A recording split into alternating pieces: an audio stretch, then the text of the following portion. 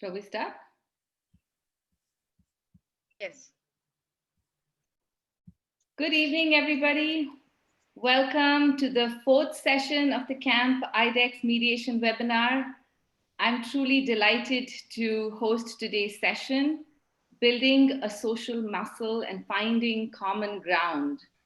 And it's a very well-timed session considering the extreme polarization that we are seeing everywhere.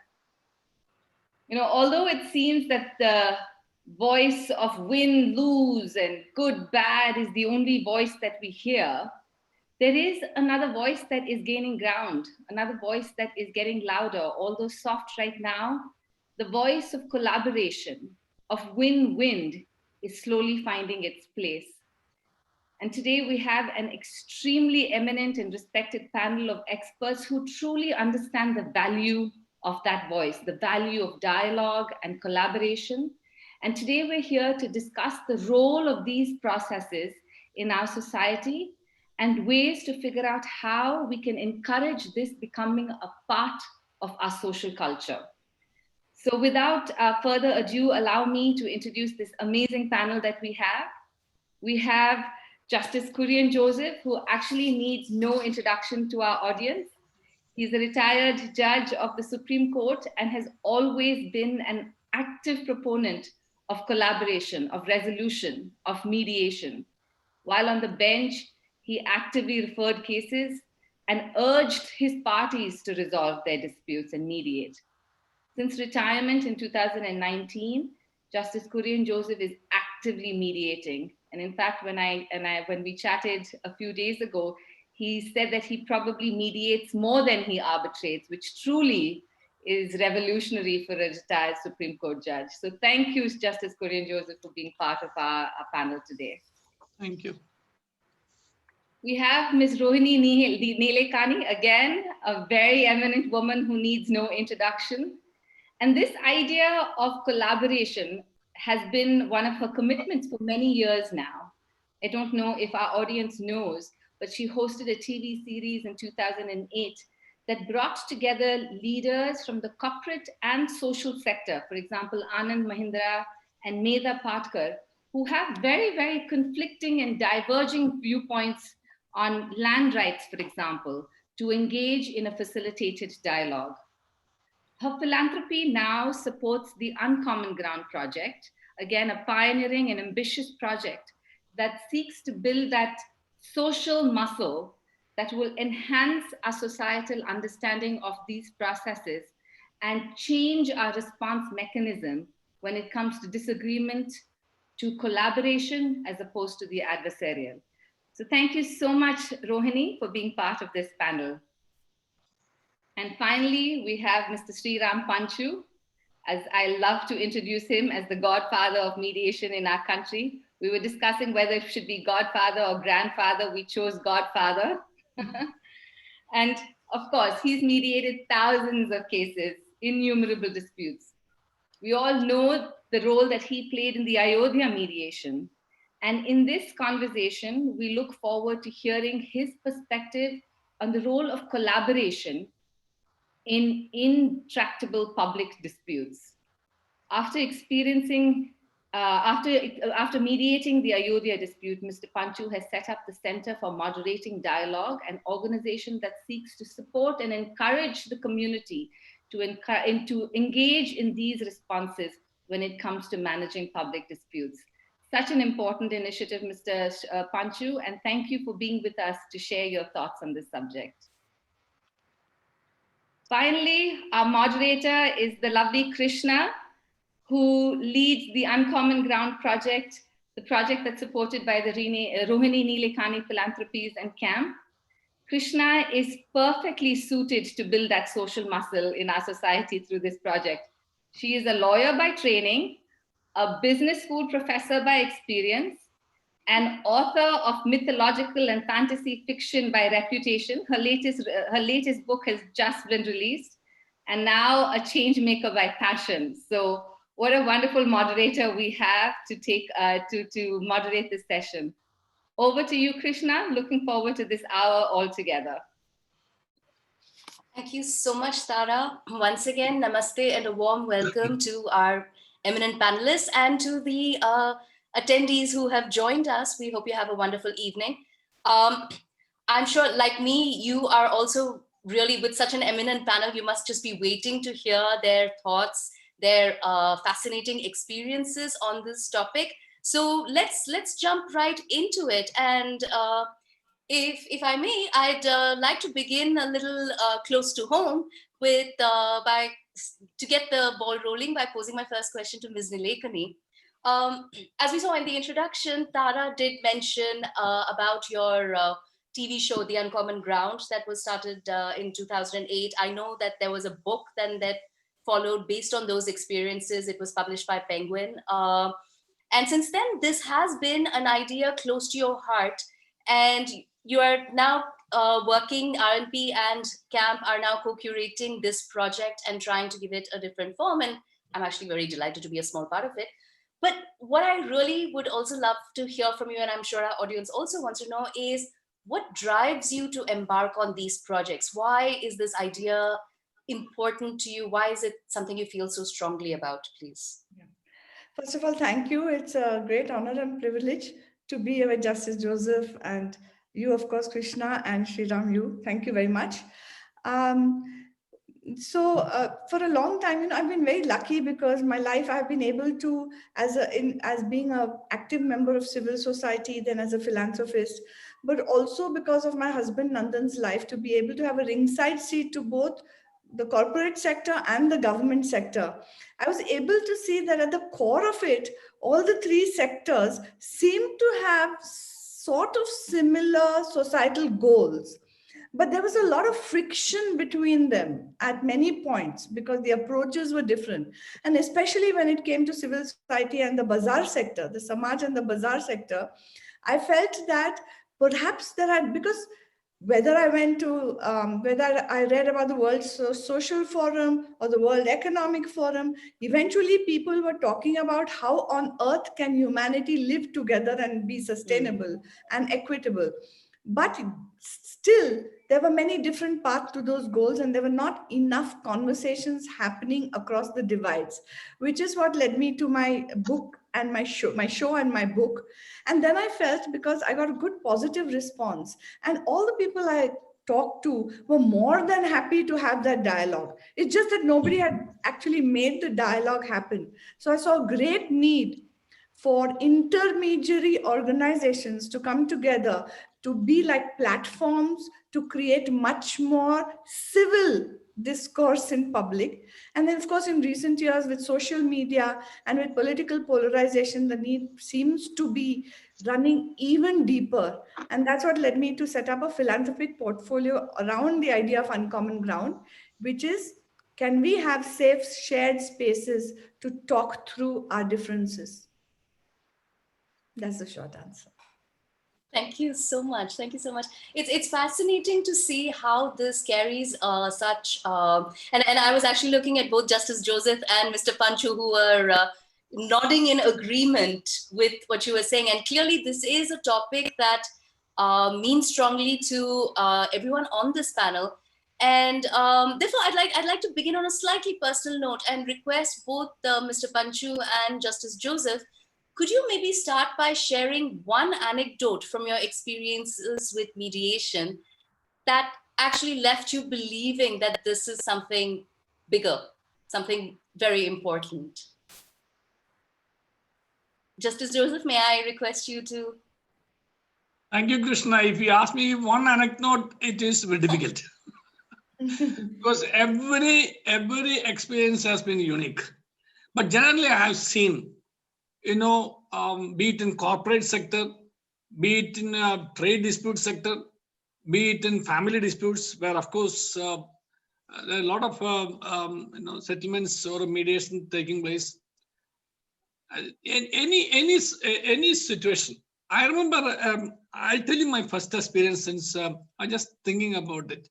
When this HIV issue started, it was so scary. People and the students were not allowed to sit in the classroom, etc. So they were not even permitted to write examination.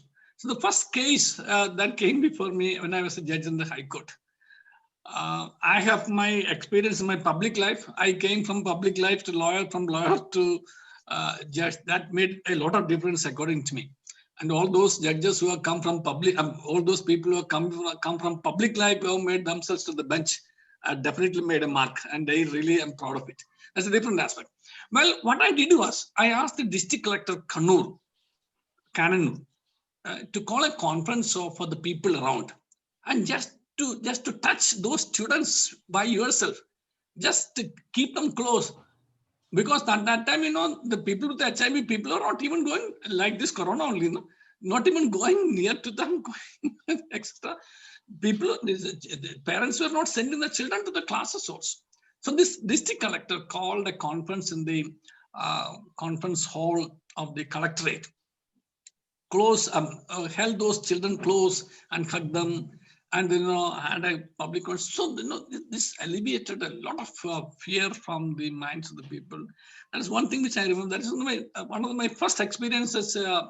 How this sort of a dialogue, since Rohini said about dialogue, that dialogue, we have a lot of discussion but never a fruitful dialogue. So a dialogue and a sort of a mediation to alleviate a lot of distrust, a lot of wrong notions, a lot of misunderstanding, and to take society forward in a peaceful manner. This is maybe the one experience I want to share, but I've seen as a judge in court thereafter, tears of joy rolling down literally in my court, literally. Several instances, be it in Kerala High Court, be it in Himachal Pradesh High Court, where the Chief Justice, though I did not have the language fluency of Hindi, but I had the language of heart. No, I remember a case where all the judges had failed. They said, sir, there's no point in wasting time in this case. But I called them. I spoke in my language of my heart. And, again, that was the big story there. It was a big news also there, It was so happily settled, simply mediated, and just called them, what is the difference actually? Just ironing out, understanding what the problem is. Nobody was trying to understand the problem. Everybody was advising them. Mediation, I don't think, is a role of advisor. Mediation is just to understand what the problem is. So I just analyzed, understood, and helped them to evolve solutions. That was a wonderful case. It was reported in the media also. And in Supreme Court, yes.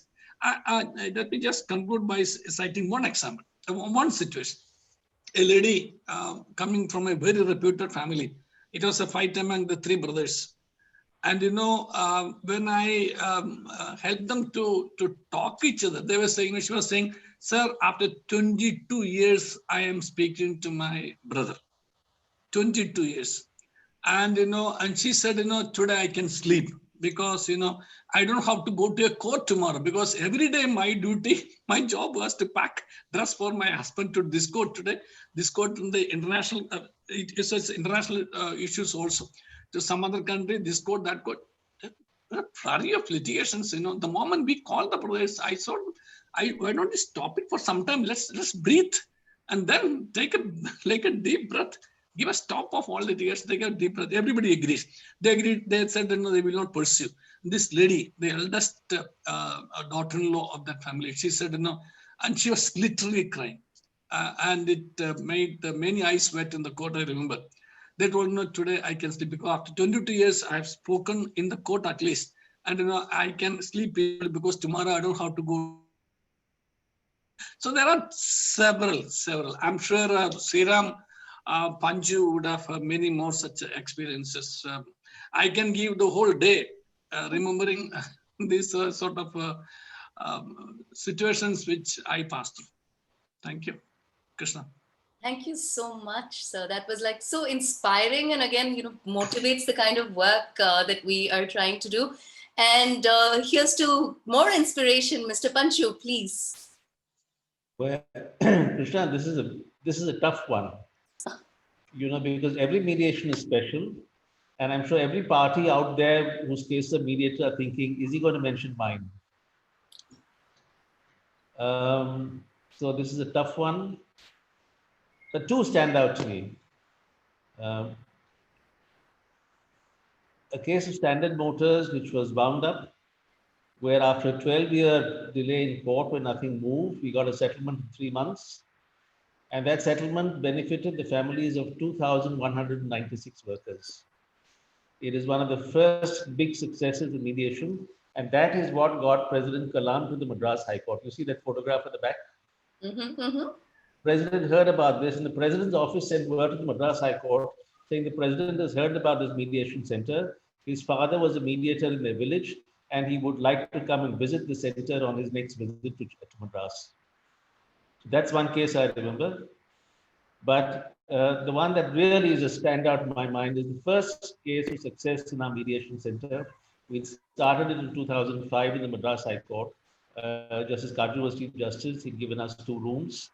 And there was a lot of, what is this mediation all about? There's nothing to it. It's just Sriram's, some kind of silly idea he has. So even quite a few people were kind of, there's nothing in this. We all mediate, we're lawyers, Anyway, they gave me 2 rooms, and we trained mediators. We started doing cases, and we didn't get our first success. 1, 2, 3, 4, 5, no success. And then take this next case, a case of a contractor who built a house for an owner, and there were dues we paid, there were disputes, and the case was sent to mediation. About 3-4 sessions, they came to an agreement. The owner wrote out a check, they signed the agreement, the owner wrote out a check, gave it to the contractor. As soon as that happened, the contractor's wife took me aside and said, "Sir, I have to tell you something." She used to come with him for these sessions.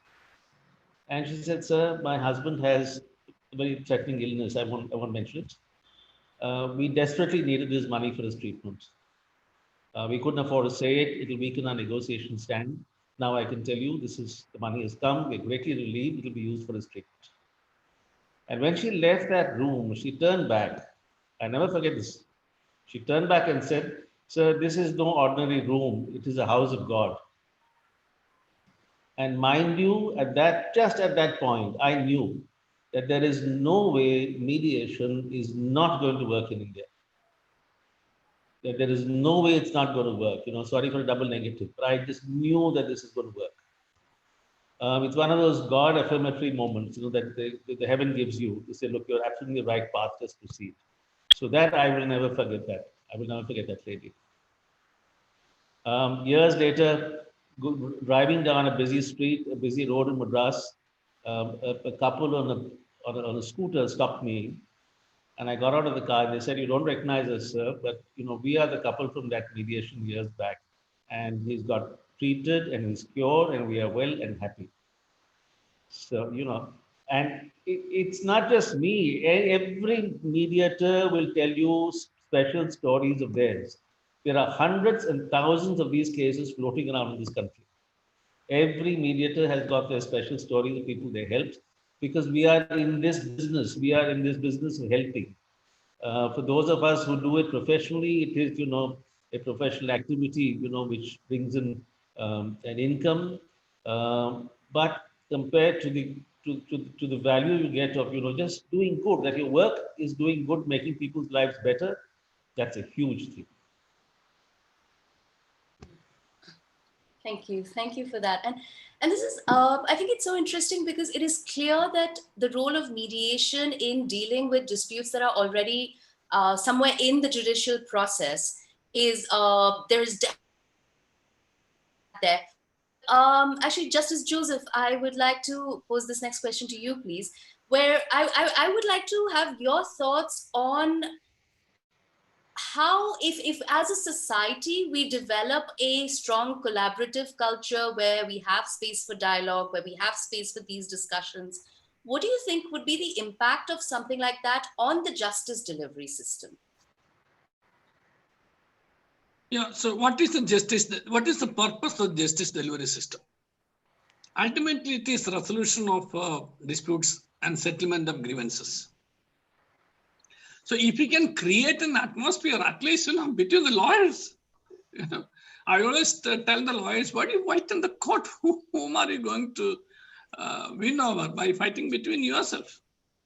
So you don't get a peaceful atmosphere. So I used to tell the lawyers also. But coming to the question as you asked, so if people have faith in justice delivery system, And if you can create an atmosphere where, ultimately the system itself can come to their help, it's also the mediation outside court is also a facilitating process for the justice delivery system to, to take on.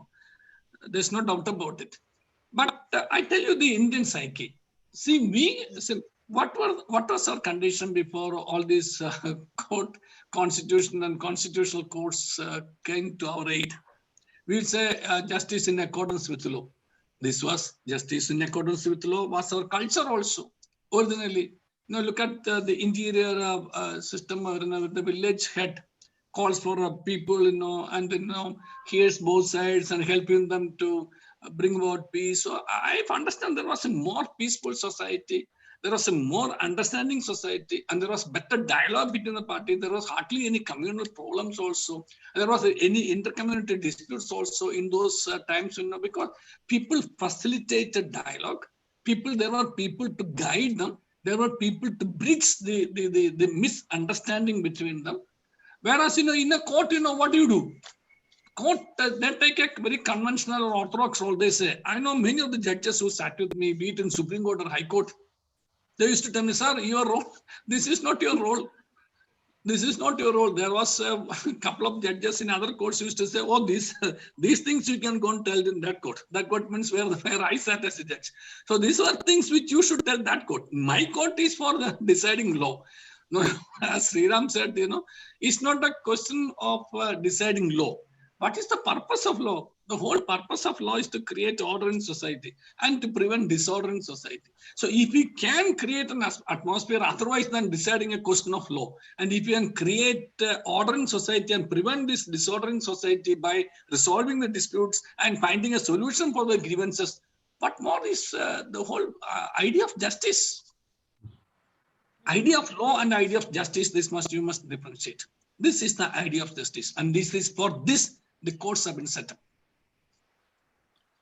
Thank you, sir. That distinction is quite illuminating. And, in fact, some of the things you were saying, it reminded me, Ms. Nilekani, of one of our very first conversations when we talked about how, that this style of conflict resolution, of mediation has always been part of our culture. And now we need to be able to reclaim that and work with the existing justice system to be able to put that into action. And I would actually, I'd like to take this conversation forward in those directions where we talk a little bit more about how this can play a role in social and public disputes. But before that, if you'll permit me, I would just like to get our audience a little bit involved.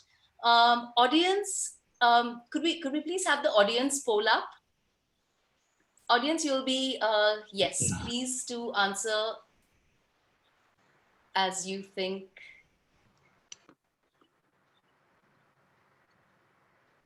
And we should have the result in a minute or less.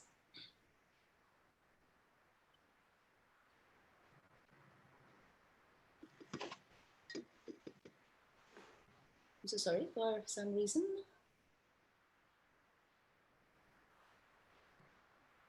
Do we have the results, please, of the audience poll?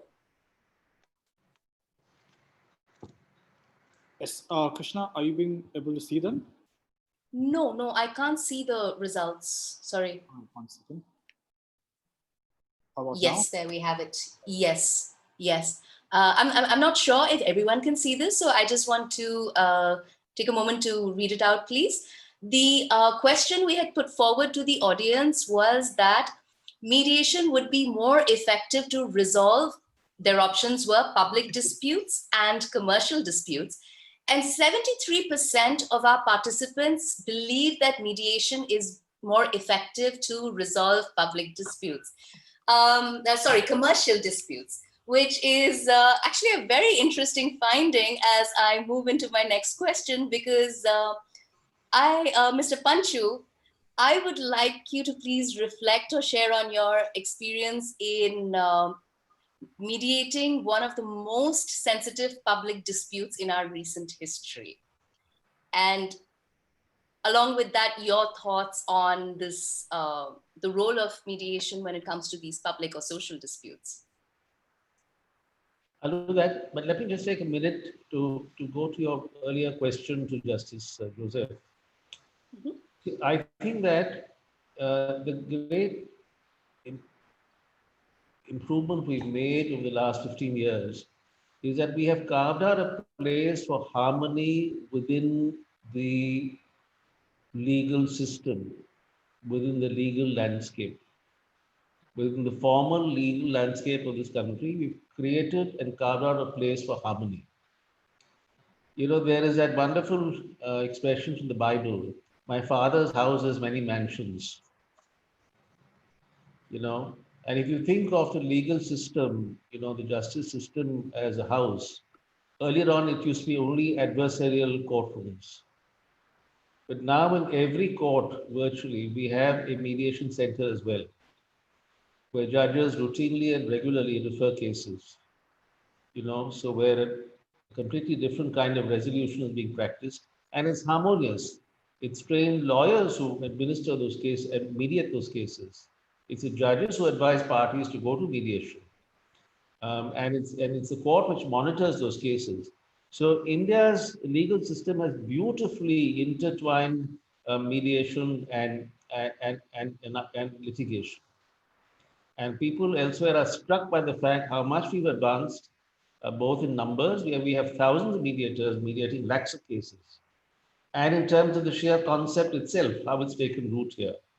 That's one thing.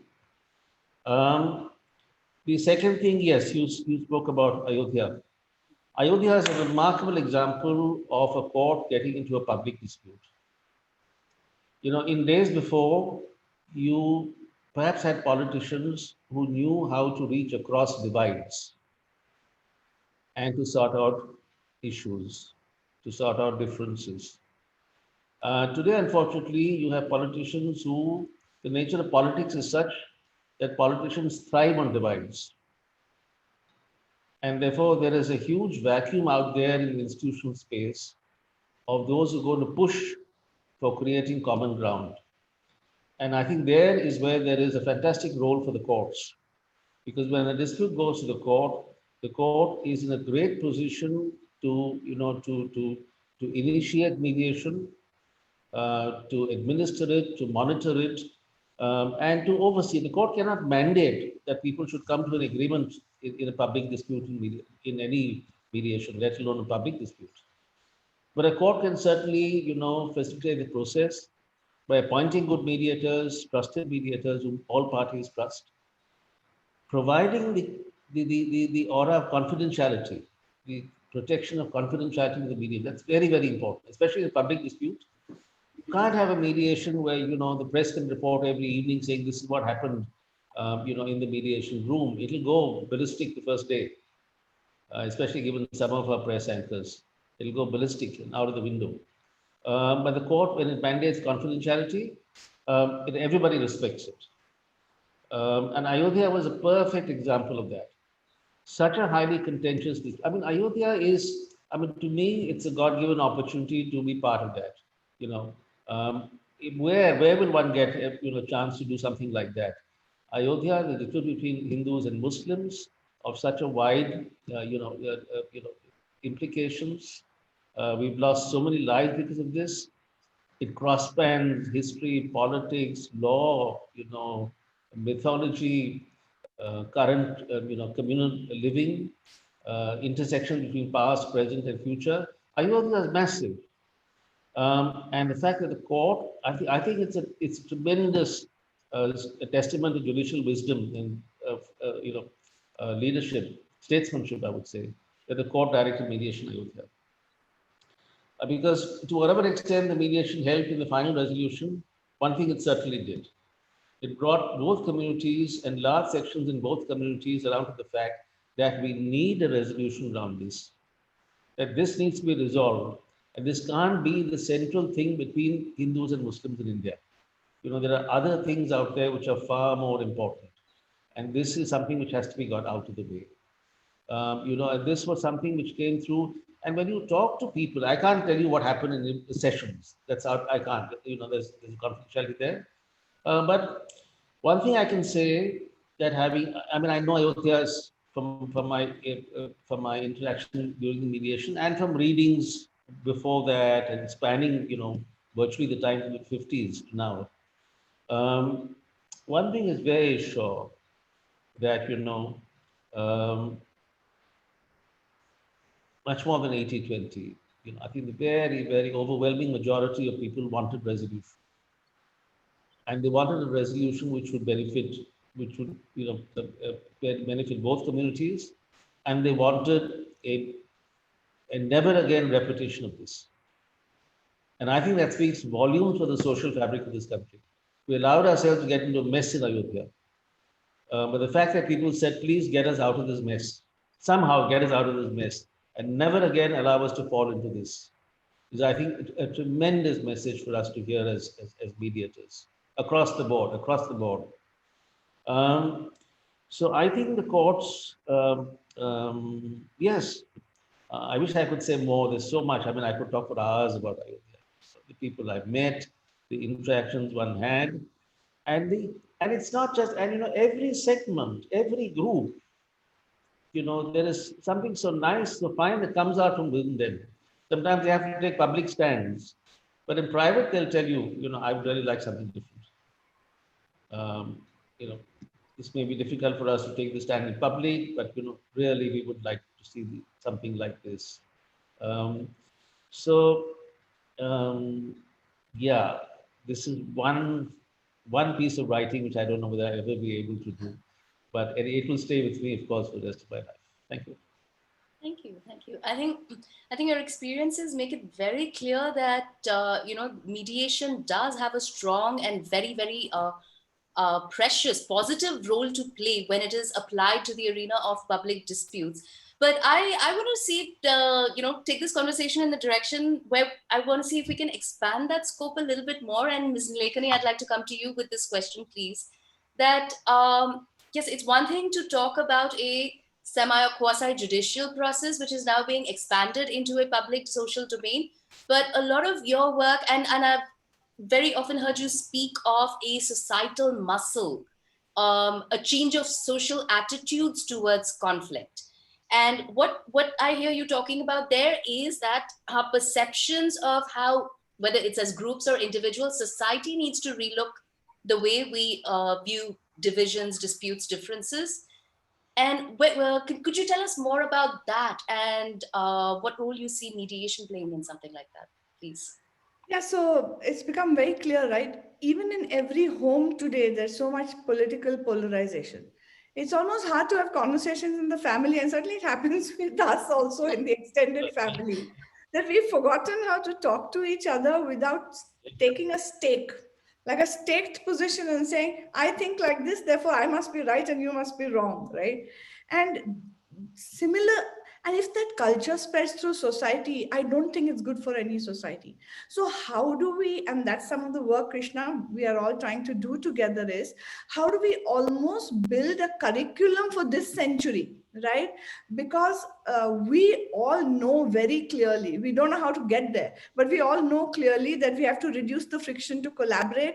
We have to reduce the divides between us, because the kind of problems that we're facing, as we are facing right now with the pandemic, is that they are very global problems and they affect us all intensely personally. And the way out seems to be cooperation, and we are losing the art of doing cooperation, right? So building a societal muscle to sort of, as I said earlier, talk across divides, understand the source of the conflict, right? Be able to put yourself in the other side's shoes. If that could become a new public culture, for which almost a curriculum has to be designed, which young people have to be exposed to, with projects on hand to practice that muscle with, right? That's the kind of work that we are hoping to unleash in the next few months and years. So that's what we mean by societal muscle. But I did want to bring in a slightly cautionary note in that, see, when we talk of panchayats, I mean, I don't want to fall into the trap of thinking that the earlier times were idealistic, because there are many power imbalances in society. And whether it's panchayats or khap panchayats, sometimes in a patriarchal setup, mediation or coming to a decision can be at the cost of one section of society, right? That's why the laws, the constitutional framework where everybody has equal rights. We have to bring that perspective also if we are going to do conflict resolution before it reaches the courts. At the end of it, we want a society which is less litigious, and yet at the table at which the dialogue happens must be a somewhat round table and not a square one with sharp edges, and a table where some people get really left out. So while we are talking about this, I do want to say that when we do the curriculum design, when we're talking about building a societal muscle, it also, as a first step, requires us to accept that we are all equal and that this whole goal is not that one side wins, right? But something happens, whereas Sriram was saying, the passion for everybody to reduce conflict gets reflected by nobody losing really badly, right? And that's the delicate art of it, which I'm sure Sriram and Justice Joseph are very much used to. So I did want to bring that in a bit before we moved on. But yes, the goal is to reduce conflict, prevent conflict. One of the successful ways we saw was when we supported the Water Conflicts Resolution Forum. They did a lot of work in the Kaveri Basin with the farmers between Tamil Nadu and Karnataka. They worked in the Kerala water basins, Orissa, and they made several strides where the kind of vicious politics that came in was set aside for a moment, and people were able to talk to each other and say, oh yes, of course we can share water. At least for some time that was possible. And we have to just broaden those opportunities across society in a very structured manner. Thank you. Thank you so much, Ms. Nilekani. I mean, speaking of opportunities, this was coming back to you, Mr. Panchu. This is something I wanted to ask you. Krishna, may I interrupt you? Yes, please. I just wanted to ask the other two, my Yes, please. co-panelists. We talked of public and commercial, but since Justice Joseph, correct me if I'm wrong, since most of the conflicts in courts are between government, how do you create an atmosphere of mediation, arbitration, dialogue, discourse, and prevention of conflict between state departments? I'd love to hear a quick answer. Sorry to interrupt you, Krishna. Please, it's a fascinating question, and I'm waiting to hear the answer too. Thank you. Yeah, thank you, Rohini. You asked a very valid question, particularly in Supreme Court and the High Court. There are two constitutional courts which say maybe majority or a sizable majority of the cases are between the state and the citizen, or between state and the Supreme Court. It is state and state, union and state, etc. A lot of disputes, and the Supreme Court also, they have original suits between in water disputes. All these are constitutionally provided, but actually, as you said, in a vicious politics, you use that expression, vicious politics. Yes, I think Sriram used this word. Yes, vicious politics. Yes, it's actually, you take the dispute, you touched on a very, very sensitive water issue. That is actually the existence of a political government between two states. Their political fortunes always, depended on this dispute only, if you think about it. Because I was as additional article general of Kerala. Kerala too was a part of a water dispute because it had a little share in this Kaveri. Yes. I could know, how the both states survived on this litigation. It's still going on. There's a tribunal also. People don't want, actually, these politicians do not want these issues to be resolved, whereas people really want. If you listen to Sriram very rightly, so people want a solution, people want a resolution, but politicians do not want it. So therefore, it has been very tough from the government in Supreme Court or in High Court to agree for a mediation.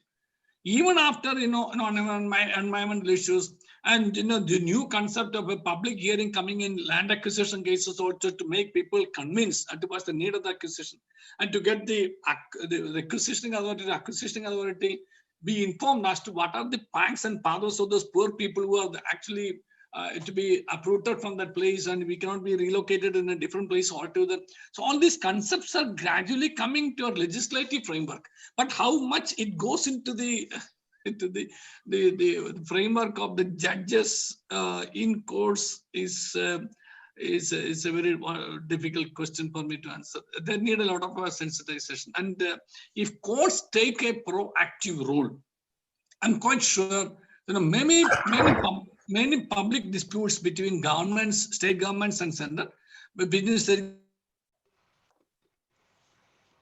arguments themselves can be very, very amicably resolved, and a lot of time of the court can be used for other purposes, and a lot of energy and money of the state also can be saved. Okay.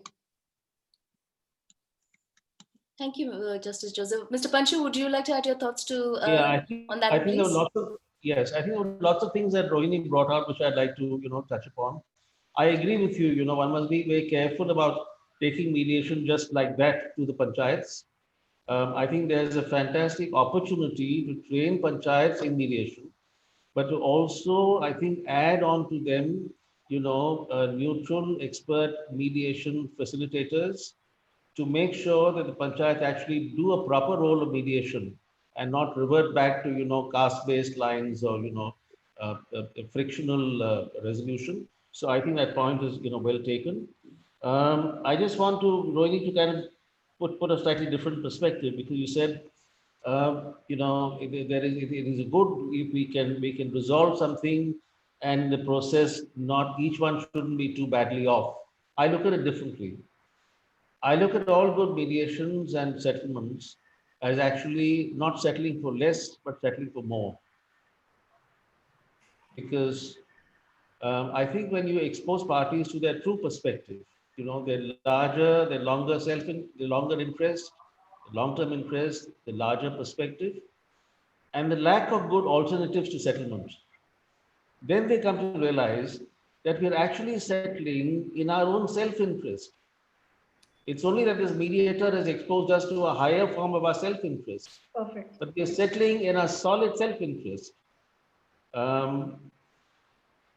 The third thing, the point you made about government, and I break this up into two. I think when it comes to government and citizen, the problem is that no government officer, however much he or she knows that the stand of the government is useless and not bona fide, can take a decision to give up anything, because tomorrow they'll be subject to one of the three dreaded C's, the CBC or the CVC or the CAG. And all, successful mediation. If not CBI. Yeah, exactly. And, and in a mediation, you give up something which is of lesser value to get something which is of more value. But if you're going to be tasked after retirement and a prosecution investigation for having given up something, who will take that stand? Therefore, unless government comes out of the machinery which says that we have, and we suggested that to government, I hope they'll consider it now, some kind of a high-level screening committee headed by a judge of the Supreme Court, and packed with whoever officer they want, CAG, CBC, retired, anybody, secretaries to government. But when there is a dispute and there is a negotiation, the negotiating officers take this possible settlement to this committee and say, this is a settlement, these are the facts. Now you tell us, do you approve it? Would you want to change, or do you reject it? And the committee can take a decision. But once it is approved by the committee with or without changes, then that should confer immunity to the officers of government. If government were to do just this one thing, you will dramatically find that they will settle cases across the board if you provide immunity like this. Joseph Saab, on this point of fights between government and government born out of political pressure, to benefit and divide, I completely agree with you. Couldn't agree more. Rohini mentioned Kaveri, and a cousin of mine, S. Gohan, was involved in Kaveri. They came out with a beautiful monograph as a result of that, this interaction between farmers of both states. A beautiful monograph where they said, simply, instead of talking about, quantity of water, let's talk about a percentage sharing formula. I mean, so elemental, saying we'll share distress. And these were the farmers in both states who thought of this. So why doesn't it gain more spin? I think it doesn't gain more spin because we have not activated the voice of the commons. If we activate the voice of the commons and we say, this is what people want across the board, this is what people want, that you should settle it harmoniously. And if you bring pressure that way, then I think all governments react to pressure. Yeah. Politicians react to pressure. If they see mounting public opinion, they dare not go against it. So I think that's our job, and this is exactly what you're talking about today. You're building societal muscle, creating that push, that the harmonizing voice of the commons, to give it power, to give it, to give it voice and give it power. I can just add to this. See, if you take it to the common man, they don't want their neighbor to perish on account of drought. They will understand, because for them, they're all farmers. So exactly. They know the pathos of a real farmer, who are not able to cultivate, because cultivation goes bad on account of a lack of water. That's one thing. And secondly, I need to take a little forward as far as constitutional court's roles are concerned. Yeah, I agree with Mr. Sriram that no government officer will be in a position to concede for anything. 100% you're right. But if there is if you analyze Section 89 very, very sharply, there is something called judge-involved judicial settlement, right, which is hardly tested in courts now. Yeah. I used to test it very profusely. If you get you will know what's exactly the problem. And then finally, a well-meaning officer will say, let it come as an order of the court. I had hundreds of examples like that. Yes. I cannot concede because it will come upon me. Let it come as an order of the court. Order of the court. Because then it's easy for the court. Because court gets a double assurance that one, justice is done, two, it is not in violation of law, third, there is equity. Right. That's wonderful. This is the fruit of judge-involved discussion or dialogue or mediation or settlement or conciliation, whatever I may call it. It needs a collaborative process in court.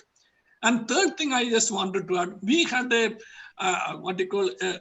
set up high dreams on one particular legislation maybe 10 years back. It is Gram Nyaya Act. Yeah. What was the whole purpose of Gram Nyaya Act? It was actually taking court to the gram, the village, to have the people to get the sense of touching justice, experiencing justice in a very informal, but getting it constitutionally done. This was the whole purpose of Gram Nyaya Act. But unfortunately, all those Gram Nyayas got themselves converted into either a magistrate court or a municipal court in all the states. From my experience, I did not find a real Gram Nyaya Act functioning in the concept for which it was conceptualized and for which it was implemented. So if you want to reread and rework the whole legislative intent behind this Gram Nyaya Act, I'm quite sure, just as we said about the village panchayat or gram panchayat, miracles can work in those angles also, because it conceives the involvement of the elected people also in trying to resolve the disputes in a panchayat. That's the whole difference. But it's hardly experimented, it's hardly tested, it's hardly done. That's the whole problem. It all needs an initiative from the part of the. I'm saying mea culpa, it's our fault. In a sense, it needs an initiative from the court, no doubt about it. I saw a very valid question. I'll take only just half a minute more. I saw a very valid question from the chat box. Politicians are not the problem, lawyers are the problem. Let me bluntly address that concern. Yes, there are a lot of anxiety or a lot of reservation for the lawyers for mediated settlement because it affects them professionally. So what I used to do when I refer a case for mediation is that, I tell the parties, you need to pay more fees in case the matter gets settled, because you are avoiding further litigation. You are getting peace in your hearts, in your society, you can sleep peacefully. Not because the fee that you pay to the lawyer is not for arguing the case and winning the case, but it is for facilitating a settlement in a case, and for it's a more difficult task, and you need to pay more fee for the lawyer. So if this culture of professional assistance for facilitating a settlement is also a professional service, and is not something less less dignified, and it needs to be professionally addressed and satisfied, then a lot of changes will come. So it needs a mindset change in the mindset of the litigant public. It needs a mindset in the litigating lawyers, and of course the courts. Oh, wow, thank you. this is such a fascinating discussion. And I think what I'm taking away from this is that not only do we have a need and a passion for bringing these sort of resolutions into place, but there are so many structural, both impediments and opportunities, and so many different sectors that we can work with to achieve these goals. And eye on the clock, I know we're going to be running out of time very soon, and I would like to give the audience their chance as well, and not enjoy having you all to myself. But before I come back to you for, or can we just take a closing thought from each of you, please? And almost, if I may, what do you think is the next important step that we should take? The one thing we should do to get this going, to get this moving further? Yeah, because you had more trust on this community. We need to develop a culture of a community mediation, both intra-community and inter-community. This country is facing a lot of problems because there is any fruitful dialogue intra-community and inter-community. So if you take the statistics about the intra-community dispute spending in courts, where their religion or their holy books tell them don't go to the courts, you settle by give and take, and reconciliation. Peace and reconciliation is your motto. These are those people who have more faith in courts now. They are in courts for settling their intra-community disputes also. And this inter-community disputes is something very volatile in the Indian situation, because people are highly religious and less spiritual. This is the whole problem. So we need to develop an inter-community dialogue culture, and that is we need to have common platforms. Therefore, even if there is a small problems here at the grassroots level also, if there is a platform of the community leaders coming together, just as Panchu said in Ayodhya, at least they saw eye to eye, and they were able to speak to each other just to understand their concerns. Likewise, we need to have intra-community mediation and inter-community mediation. This is the need of the hour, according to me. Thank you, Justice Joseph. Mr. Panchu? You've got a solid topic and so little time. That's true. But before I come to my thoughts, I just want to say that Joseph Saab, if you will please work on this idea of judicial settlement, and if we can evolve a way of taking it forward, and expand that concept, I think it will be fantastic. And I think, yes, lawyers should be paid, incentivized to, to come and settle in mediation, and we should find a way to structure that. But to come back to the main topic here, I'll break up my last point into 3 segments. I think one, we need to focus on the importance of dialogue, and I'm focusing on public disputes. The importance of dialogue, because it lessens tensions, it changes perspectives, and it gets people, both sides, engaged in the task of finding solutions rather than hammering away at each other. So I think this is what we're trying to work on. We've started a center for moderating dialogue. And the focus of that is public disputes. How do you take significant public disputes and find ways of this dialogue through talks, through lectures, through writings, through sponsored studies, through monographs, through TV programs, and to actually giving participants a top-level panel of possible mediators for them to engage with. Okay, that is what we're engaged with now, and this goes back to creating, as I said, that power of the middle. Giving a voice to that majority, that silent majority, and giving that majority a voice, and anchoring it, I would say, in constitutional values. And this I find, something which I think is important to repeat. I think this country is blessed because it has a constitution, a wonderful constitution.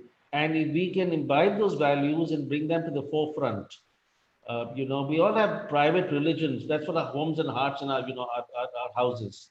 But we have only one public religion, and that's the constitution. So in our public space, that's the religion. And if we can anchor to the spirit of that, then the constitution its values are protections, it's a sword. And and we will stay well as one country. We will stay well and we will function well. And I think that's another message we need to spread. Yeah. Thank you. Thank you. Ms. Nilekani, your thoughts, please, on next steps. Thank you very much. On the question of the elephant in the room about the lawyers being part of the problem, I must say a person I'm deeply inspired by, though I didn't meet him, is my grandfather. He was a lawyer, and he used to always make the party settle long before his fees came into question. And I don't think my grandmother was particularly enamored of this approach to his profession, because she said, how am I supposed to feed my extended family if you keep... So how can we find a way, as Justice, both of them said actually, how do people who help settle disputes early on also have a remuneration, which is because you're actually achieving the real purpose of justice.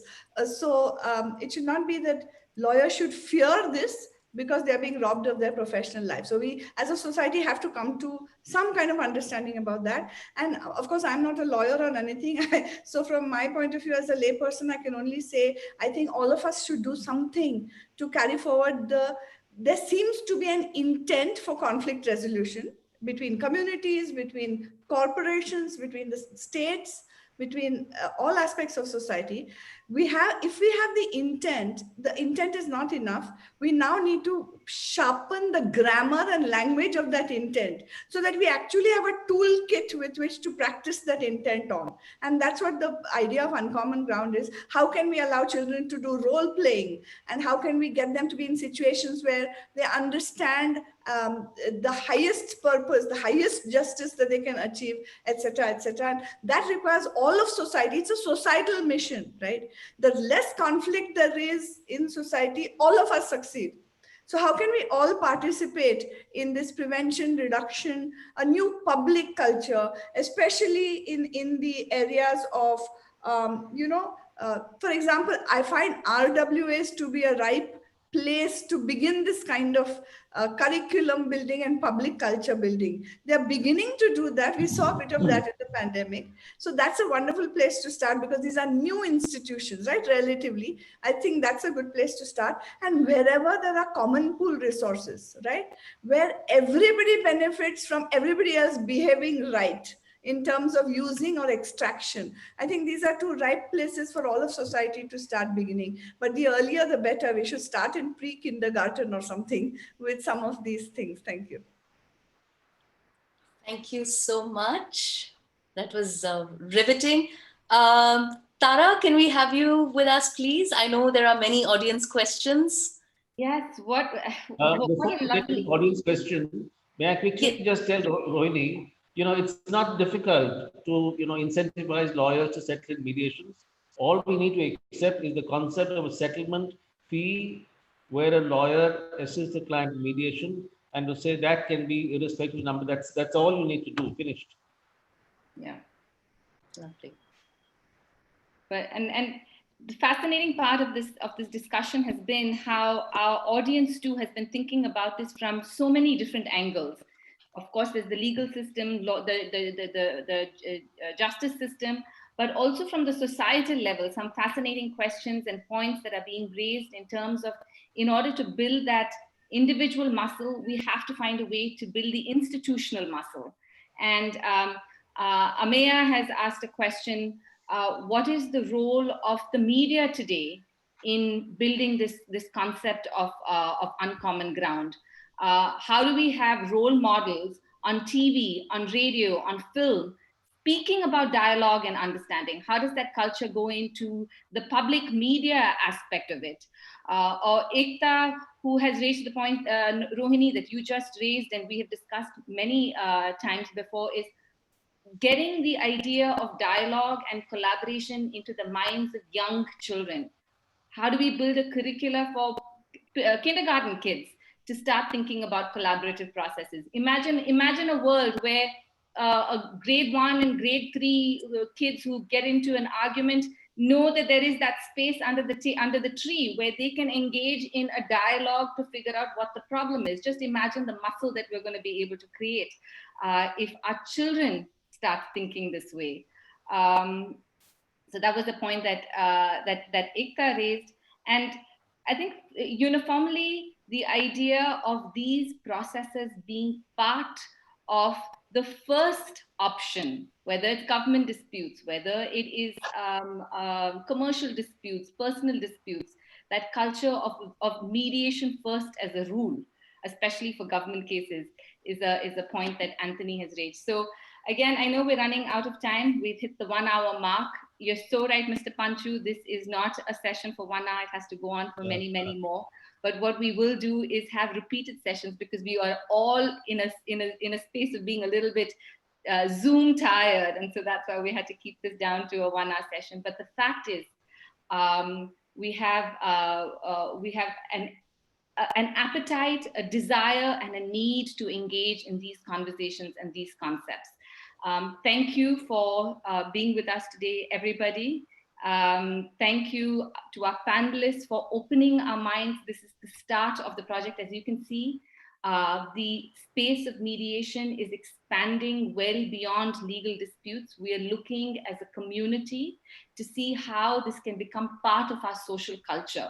So it is something that each one of us has to engage in. It's not just the lawyers and the judges, but each individual person has to engage in to build that muscle. So let's change this and work together in building that muscle. Whatever questions we have not answered, we should attempt to answer by an email. We're part of a series. We have our next series coming up in 2 weeks. This is going to be on the nuances of private mediation. A very important point, Rohini, that you raised is, how do we incentivize, how do we professionalize this service? How can mediators and lawyers find a lucrative profession in this, where they get paid for their service in this?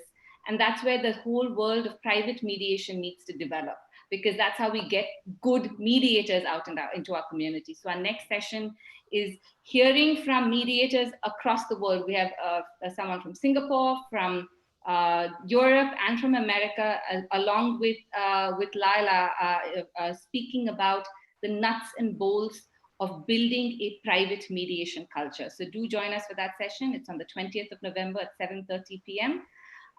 Thank you all once again for being part of this discussion. Thank you, Krishna. Thank you, Mr. Panchu, Rohini, and Justice Joseph. This was a wonderful way to spend an hour. And thank you all for being with us today. Thank you so much. Thank you.